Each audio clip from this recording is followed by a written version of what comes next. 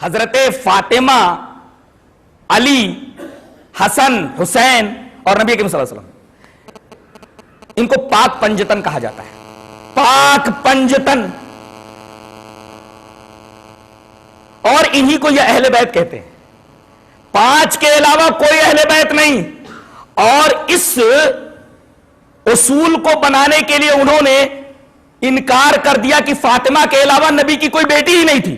یہ شیعوں کا عقیدہ ہے. وہ کہتے ہیں نبی کی ایک ہی بیٹی تھی. کون؟ حضرت فاطمہ، جو علی کے نکاح میں دی گئی. بقیہ آپ کی کوئی بیٹی نہیں تھی. اس آیت کریمہ کے خلاف ہے. دیکھیے، یا ایھا النبی قل لازواجک وبناتک ونساء المؤمنین یدنین علیہن من جلابیبہن ذلک ادنی ان یعرفن فلا یؤذین. اے نبی، آپ کہہ دیجئے اپنی بیویوں سے، یا ایھا النبی قل لازواجک. اس کا مطلب ایک سے زیادہ بیویاں تھیں. 12 بیویاں آپ کی تھیں. 12 بیویاں تھیں آپ کی. تو آپ اپنی بیویوں سے کہہ دیجئے، جو زوجتن کی جمع ہے ازواج، وہ بناتی کا بنت کی جمع بنات، اپنی بیٹیوں سے کہہ دیجئے. آیت کریمہ میں بنت کی جمع بنات لائی گئی ہے. اس کا مطلب فاطمہ کے علاوہ اور بھی آپ کی بیٹیاں تھیں. اس لیے کہ نساء المومنین الگ ہے، مومنوں کی عورتوں سے کہہ دیجئے، وہ الگ ہو گئی. نبی کریم صلی اللہ علیہ وسلم سے یہ کہنا کہ اپنی بیویوں سے کہہ دیجئے، اپنی بیٹیوں سے، بنت کی جمع پلیورل لایا گیا. بنت کا پلیورل جمع، یعنی آپ اپنی بیٹیوں سے کہہ دیجئے. اس کا مطلب کہ شیعوں کا یہ عقیدہ، یہ اصول صحیح نہیں ہے کہ نبی کریم صلی اللہ علیہ وسلم کی صرف ایک ہی بیٹی حضرت فاطمہ تھی. حضرت زینب، رقیہ، ام کلثوم، یہ سب آپ کی بیٹیاں تھیں. اور ان کے بارے میں کہا جا رہا ہے کہ آپ اپنی بیٹیوں سے کہہ دیجئے. بیویوں سے کہیے، بیٹیوں سے کہیے. لہذا صرف حضرت فاطمہ کو آپ کی بیٹی ماننا اس آیت کریمہ کے خلاف ہے. اور یہ اہل بیت جو ہیں، یہ نبی کریم صلی اللہ علیہ وسلم کے اور کسی رشتہ دار کو نہیں مانتے، بلکہ یہ پاک پنجتن ہی اہل بیت ہیں. اور ان سے جو لوگ نکلے ہیں وہ امام بنے، یہ اہل بیت ہیں. کیا یہ صحیح ہے کہ یہی 5 لوگ اہل بیت ہیں؟ اس کو سمجھنے کے لیے 2 چیزیں سمجھنی ضروری ہیں. اگر 2 چیزیں آپ نہیں سمجھیں گے تو یہ بات سمجھ میں نہیں آئے گی. غور سے سنیے، بہت عمدہ بات ہے، شاید آپ نے نہ سنی ہو. ایک چیز کا تعلق لغت سے ہے، یہ نہیں سمجھیں گے تو سمجھ میں نہیں آئے گا. اور ایک چیز کا تعلق تاریخ سے ہے.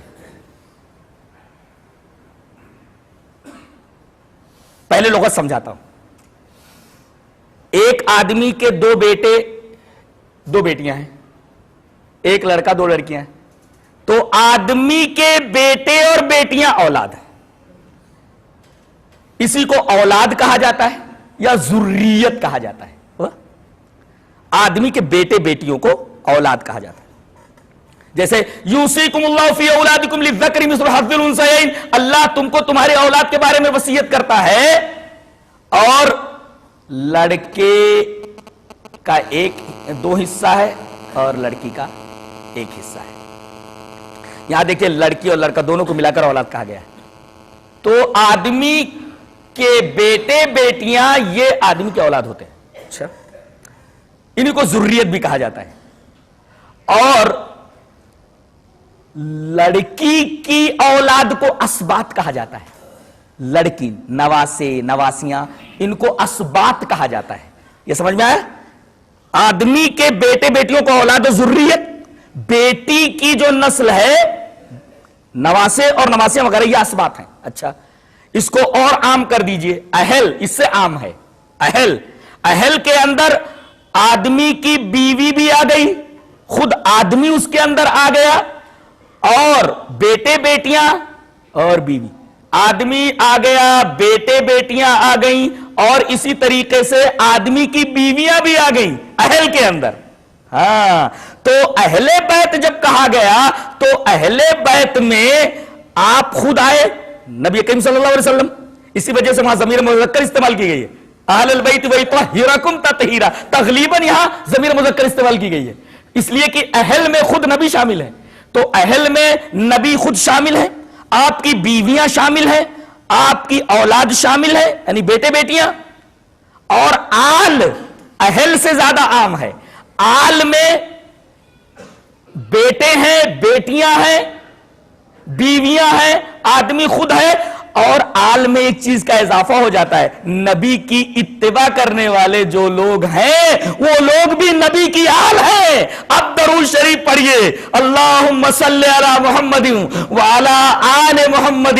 اہل نہیں ہے، اللہم صلی علی، اس لیے کہ اہل کے اندر متبعین نہیں آتے، آل کے اندر متبعین آتے ہیں، بیویاں شامل، آدمی خود شامل، بیٹے بیٹیاں شامل، اور جو اس کی اتباع کرتے ہیں وہ بھی شامل، متبعین شامل. اب دیکھیے جب آدمی درود پڑھتا ہے اللہم صلی علی محمد، اے اللہ درود بھیج تو محمد پر، وعلی آل محمد، اور محمد کی آل پر، تو مطلب یہ ہوا کہ اے اللہ درود بھیج تو نبی پر، درود بھیج تو نبی کی بیویوں پر، درود بھیج تو نبی کے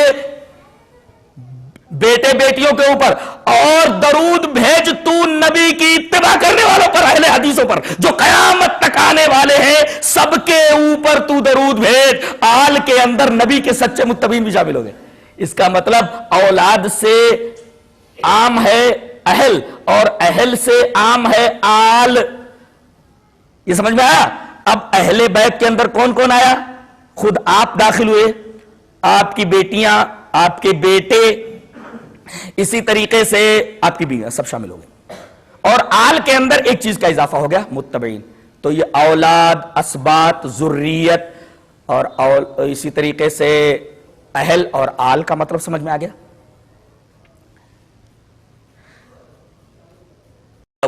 یہ ایک رسی ہے جو زمین سے آسمان تک پھیلی ہوئی ہے، اور دوسری چیز، بھاری چیز جو چھوڑ کر جا رہا ہوں وہ کیا ہے؟ اطرتی یعنی اہل بیت. وہ اہل بیت، وہ اطرتی اہل بیتی، اور میری اطرت یعنی اہل بیت کو چھوڑ کر جا رہا ہوں. اور یہ دونوں جدا نہیں ہو سکتے یہاں تک کہ حوض کے اوپر آ جائے. یعنی وہ جو حدیث تھی وہ یہ ہے کہ جب تک دونوں کو پکڑے رہو گے گمراہ نہیں ہوگے، وہاں کتاب و سنت ہے، اور یہاں یہ دو بھاری چیزیں چھوڑ کر جا رہا ہوں، ایک ان میں سے بڑی ہے یعنی کتاب اللہ بڑی، اور دوسرے میرے اہل بیت ہیں جو کتاب اللہ سے چھوٹے. یہ دونوں جدا نہیں ہو سکتے. کیا مطلب؟ کتاب اللہ کے اوپر عمل کرنا اور میرے اہل بیت کے ساتھ حسن سلوک کرنا، یہ مطلب ہے. اس کا یہ مطلب تھوڑی ہے کہ اہل بیت کے پیچھے پیچھے چلنا اور اہل بیت حجت ہے، بلکہ ان کے ساتھ حسن سلوک کرنے کے لیے کہا گیا. اور اہل بیت کا مطلب آپ سمجھ گئے. تو اس چیز کا تعلق چونکہ لغت سے تھا وہ میں نے بتا دیا، اہل کا مطلب بھی سمجھ میں آ گیا، آل کا مطلب بھی. دوسری چیز جس کا تعلق تاریخ سے ہے، اب دیکھیں نبی کریم صلی اللہ علیہ وسلم کا سلسلہ نسب دیکھیں. محمد ابن عبداللہ ابن عبد المطلب، ان کا نام شیبہ ہے. ابن ہاشم جن کا نام عمر ہے، اور ابن عبد مناف جن کا نام مغیرہ ہے. ہم یہاں تک دیکھ رہے ہیں. آپ محمد ابن عبداللہ ابن عبد المطلب ان کا نام شیبہ، ابن ہاشم ان کا نام عمر، ابن عبد مناف ان کا نام مغیرہ. تو نبی کریم صلی اللہ علیہ وسلم کے دادا کون ہوئے؟ شیبہ یعنی عبد المطلب.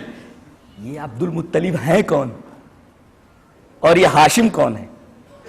بھئی سلسلہ سب یوں ہے نا، محمد ابن عبداللہ ابن عبد المطلب ابن ہاشم ابن عبد مناف، برابر ہے.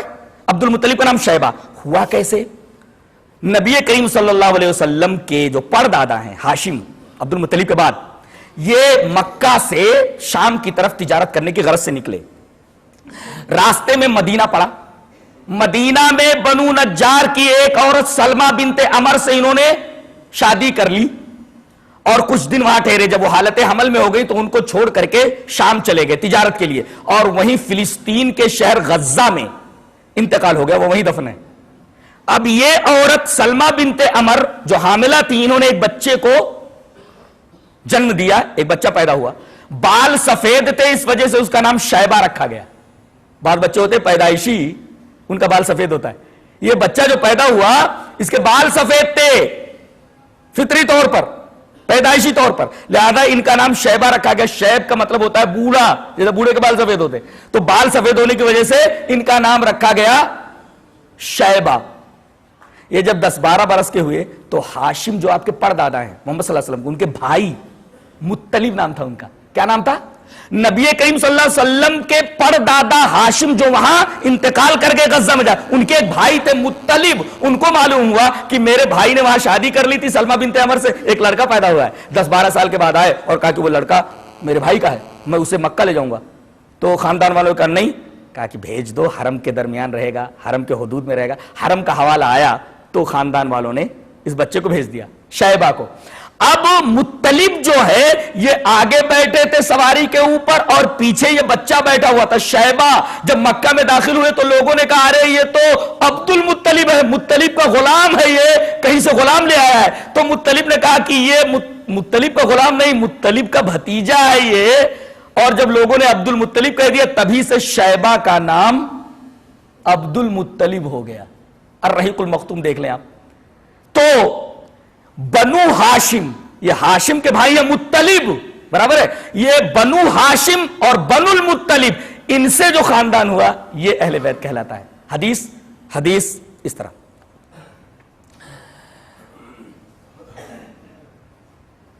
وعن سعید ابن المسیب ان جبیر بن مطعم رضی اللہ تعالیٰ عنہ اخبرہ قال مشیت انا و عثمان بن عفان رضی اللہ تعالی عنہما الی النبی صلی اللہ علیہ وسلم فقلنا آتیت بنی المطلب. اگر یہ تاریخ معلوم نہ ہو تو یہ حدیث سمجھ میں نہیں آئے گی. آتیت بنی المطلب, مطلب کے بیٹے, مطلب کی اولاد. آتیت بنی المطلب من خمس خیبر وترکتنا ونحن بمنزلة واحدة منك فقال انما بنو هاشم وبنو المطلب شيء واحد. قال جبير ولم يخص النبي صلى الله عليه وسلم لبني عبد الشمس وبني نوفل شيئا. رواه البخاری فی کتاب المغازی. امام بخاری اس حدیث پاک کو ایسے کتاب المغازی میں لائے. اس حدیث کو سمجھا ہی نہیں جا سکتا اگر یہ واقعہ یاد نہ ہو تو. حضرت جبیر ابن مطعم کہتے ہیں کہ میں اور عثمان بن عفان یہ دونوں نبی کریم صلی اللہ علیہ وسلم کے پاس آئے اور کہا کہ آپ نے خیبر کا جو 5واں حصہ تھا مال غنیمت کا وہ آپ نے بنو مطلب کو دے دیا, جبکہ ہم اور بنو مطلب یہ ایک ہی منزلے میں ہے, ایک ہی منزلے میں. تو نبی کریم صلی اللہ علیہ وسلم فرمایا انما بنو ہاشم, نبی کے پردادا ہاشم ان کی اولاد, وہ بنو المطلب ان کے بھائی مطلب کی اولاد, یہ دونوں ایک ہی چیز ہیں. انما بنو ہاشم و بنو المطلب شیء واحد, یہ دونوں ایک ہی ہیں. اس کا مطلب بنو ہاشم اور بنو یعنی دونوں بھائیوں کی اولاد, ہاشم کی اولاد آپ کے پردادا اور آپ کے پردادا کے بھائی مطلب, ان دونوں کی اولاد یہ اہل بیت ہے, انہی کو اہل بیت کہا جاتا ہے. ہاشم کی اولاد یعنی بنو ہاشم اور بنو المطلب مطلب کی اولاد, یہ دونوں بھائیوں کی اولاد اہل بیت کہی جاتی ہے. وہ 5 ہیں, کون کون؟ آل علی, آل عباس, آل عقیل, آل جعفر, آل حارث ابن عبد المطلب. یہ 5 لوگ جو عین سے شروع ہوتے ہیں, آل عقیل, آل عباس, آل علی, آل جعفر, آل حارث, یہ 5 لوگ ہیں, ان کی آل کو اہل بیت کہا جاتا ہے. یہ کہتے ہیں کہ اہل بیت صرف 5 ہیں. یہاں معاملہ یہ ہے حدیث کی روشنی میں کہ اہل بیت وہ تمام ہیں جو ہاشم کی اولاد ہے, جو بنو مطلب کی اولاد ہے. لہذا ان کا یہ گیس کرنا اور یہ عقیدہ بنا لینا کہ انہی 5 لوگوں کو اہل بیت کہا جاتا ہے اور ان کی اولاد کو اہل بیت کہا جاتا ہے, اس حدیث کے خلاف ہے. اس حدیث کو ثابت کرنے کے لیے ہمیں لغت کی طرف جانا پڑا, اس حدیث کو ثابت کرنے کے لیے ہمیں تاریخ کی طرف جانا پڑا. یعنی بعض حدیثوں کو سمجھنے کے لیے لغت ضروری ہے سمجھنا اور تاریخ کا سمجھنا ضروری ہے, ورنہ حدیث سمجھ میں نہیں آتی. لہذا انہی کو اہل بیت سمجھنا یہ شیعوں کی سب سے بڑی غلطی ہے.